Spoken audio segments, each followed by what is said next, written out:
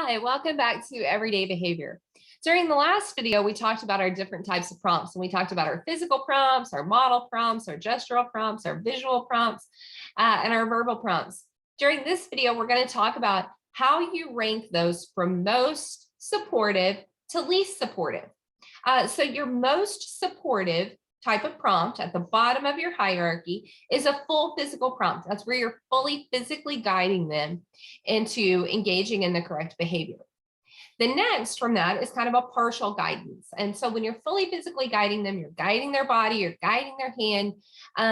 But when you're looking at a partial physical, maybe you're placing your hand on their wrist rather than on their hand.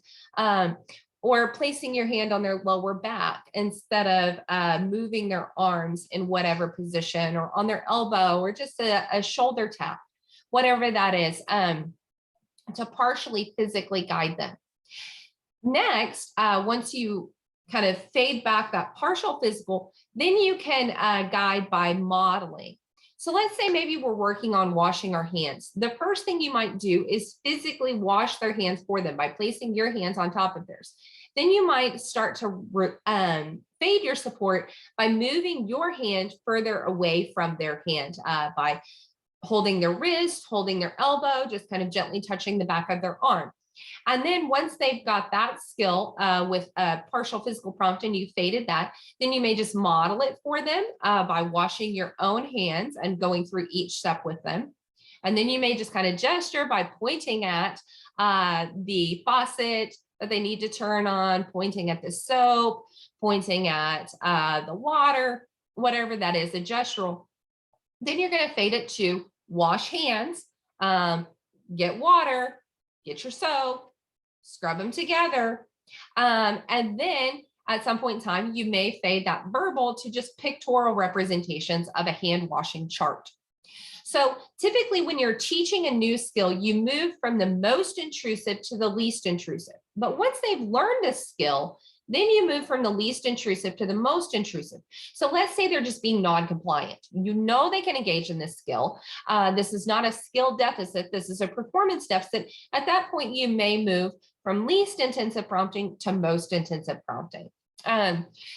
One thing I wanted to note is that your verbal prompts include those word frames, and your visual prompts include things like movement prompts or positional prompts, not just a visual representation.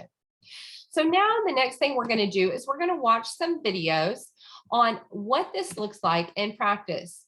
So the first video that we're going to watch is a physical prompt faded to a model prompt. So let me get this video started. I tried very hard to embed these into the PowerPoints, but unfortunately, my technological skills were not good enough to fully get those in there. So let me share my screen. Oh, not that. That's not what we want to share. We just want to share our screen. And we're going to watch this physical prompt faded to a model.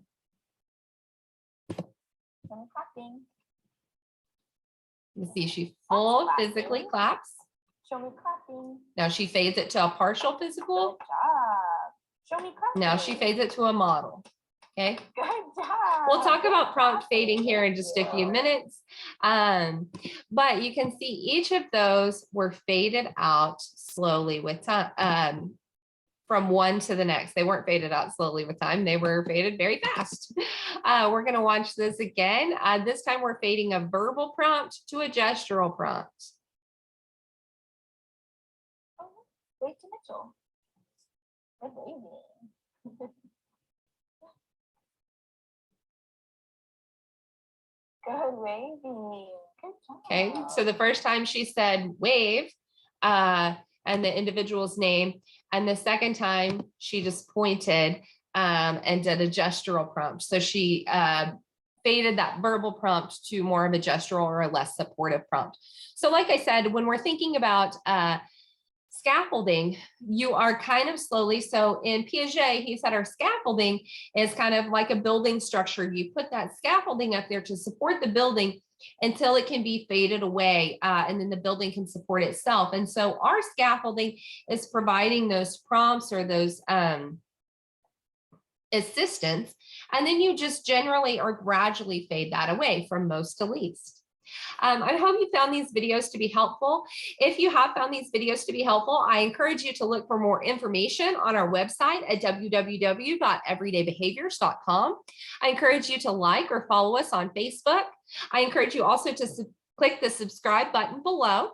And I would just like to say thank you for watching these, and thank you for everybody who helps support these videos and make them possible, including the Oklahoma State Department of Education and the SPDG contract. So thank you very much and have a wonderful day.